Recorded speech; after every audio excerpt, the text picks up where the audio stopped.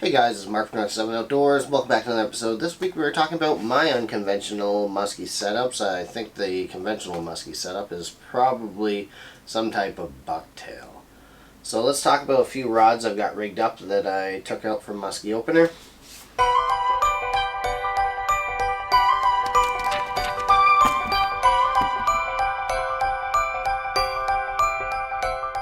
Okay, so when it comes to muskie fishing, I don't really want to spend any money on muskie fishing. I spend enough money on bass fishing, so I don't really want to have a muskie specific combo. But that being said, as an avid angler, it's your responsibility and my responsibility to make sure you can get the muskie into the boat as quickly as possible. For us, it's all fun to catch a muskie. For the muskie, it's probably not very fun to be caught, and it's fighting for its life. So the more time it takes to get to the boat, the more it's going to exert its force. And a lot of times when you release that muskie after a very long fight, it probably isn't going to make it, which is a shame because they're a trophy fish and they should be treated as such. And it takes a very long time to replace a giant muskie. So first up, we've got a 7'3" Kistler. Now we've got a 7'3" Kistler. This is a heavy. We're throwing a 68 Huddleston Deluxe, which is, not sure, this is some kind of smelt color. It's a 6-inch profile with an 8-inch tail. I've caught muskie on a 68 Special before. This is a 150-pound fluorocarbon leader. Some guy outside Belleville makes it, I think Pro Tackle or something. I think they're like $10 a piece. Pretty reasonable. 65-pound braid to a Revo Premier 4th Gen, 25-pound drag. I'll back that off a little bit, but I've never had a problem boating a 40 plus inch muskie. I feel like we should premise this video by saying if you catch a 50-inch muskie or a 54-inch muskie, you're probably going to wish that you had muskie specific gear. I would say for 47 and under, this would fit very comfortably. I'm not sure what we knocked off on there. I'm sure it'll be fine though. Alright, next we have the rod I picked up from the Peterbilt Tackle Show from David Chong. 7-foot extra heavy daiwa zillion with a daiwa lexa 300 with the power handle. My first muskie or swim bait specific reel here. I've always just wanted to try the power handle. And we've got this paired with the 13 Fishing glidesdale. For a glide bait, it's very budget friendly, and it glides true. The hooks are VMC, but they seem to be pretty cruddy. You might want to sharpen them or replace them. But this is a very good glide bait for the price point.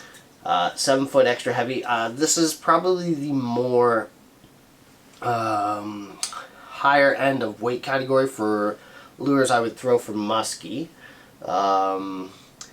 So this, I'm kind of lobbing this with a 7-foot extra heavy. I probably should have used maybe, well, down there we've got a 7'6" extra heavy. Probably should have grabbed the longer length rod, but that worked for what I needed to do. Alright, last up we've got Old Faithful here, which is a 7-foot heavy. Okuma Helios, they're discontinued.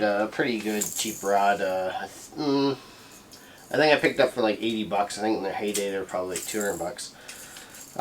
Let's see, we've got 65-pound straight Seaguar smackdown braid with a 130 whopper plopper. Now I have a 190 whopper plopper.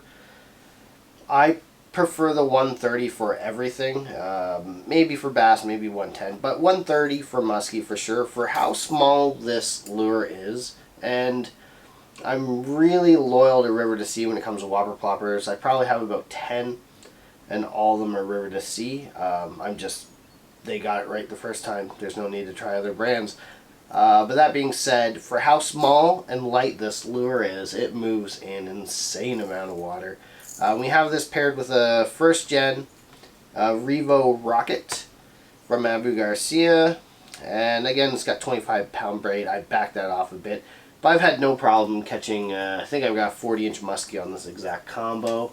So there we go guys, I just don't have it in me to try and just keep throwing a bucktail. Like, I'm never going to catch a 10-pound bass, probably won't catch an 8-pound bass, maybe I have a chance at a 7. But a lot of these glide baits and such are for your double digits, which just are really kind of non-existent in Canada. I think the biggest largemouth ever weighed in was like just over 10 pounds.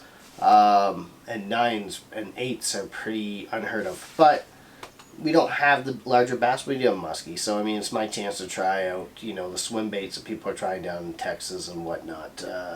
For that caliber of bass, it really just doesn't exist in Ontario. So anyways, guys, my off-the-beat path here, you don't need to have muskie-specific gear.